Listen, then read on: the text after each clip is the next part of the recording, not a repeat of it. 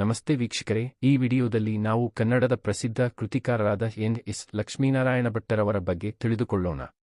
Doctor ಎನ್.ಎಸ್. Lakshminarayana Bhatta ಅವರು 29/10/1936ರಲ್ಲಿ ಶಿವಮೊಗ್ಗದಲ್ಲಿ ಜನಿಸಿದರು. ಇವರ ತಂದೆ ಶಿವರಾಮ ಭಟ್ಟ, ತಾಯಿ ಮೂಕಾಂಬಿಕೆ. ಬೆಂಗಳೂರು ವಿಶ್ವವಿದ್ಯಾನಿಲಯದ ಕನ್ನಡ ಅಧ್ಯಯನ ಕೇಂದ್ರದಲ್ಲಿ ಪ್ರಾಧ್ಯಾಪಕರಾಗಿ, ನಿರ್ದೇಶಕರಾಗಿ, ಆರ್ಟ್ಸ್ ಫ್ಯಾಕಲ್ಟಿಯ ಡೀನ್ ಆಗಿ ದುಡಿದಿದ್ದಾರೆ. ಇವರು ವೃತ್ತ, ಚಿತ್ರಕೂಟ, ಸುಳಿ ಮುಂತಾದ ಕವನ ಸಂಕಲನಗಳನ್ನು ಬರೆದಿದ್ದಾರೆ.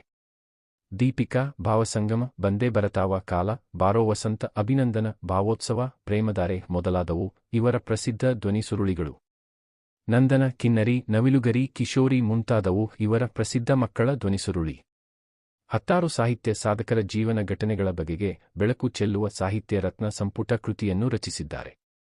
ಇವರಿಗೆ ರಾಜ್ಯ ಸಾಹಿತ್ಯ ಅಕಾಡೆಮಿ ಪ್ರಶಸ್ತಿ, ಶಿವರಾಮ ಕಾರಂತ ಪ್ರಶಸ್ತಿ, ರಾಜ್ಯೋತ್ಸವ ಪ್ರಶಸ್ತಿ, ಮಾಸ್ತಿ ಪ್ರಶಸ್ತಿ, ಆಳ್ವಾಸ್ ನುಡಿಸಿರಿ ಪ್ರಶಸ್ತಿ, ಆರ್ಯಭಟ ಪ್ರಶಸ್ತಿಗಳನ್ನು ನೀಡಿ ಗೌರವಿಸಲಾಗಿದೆ.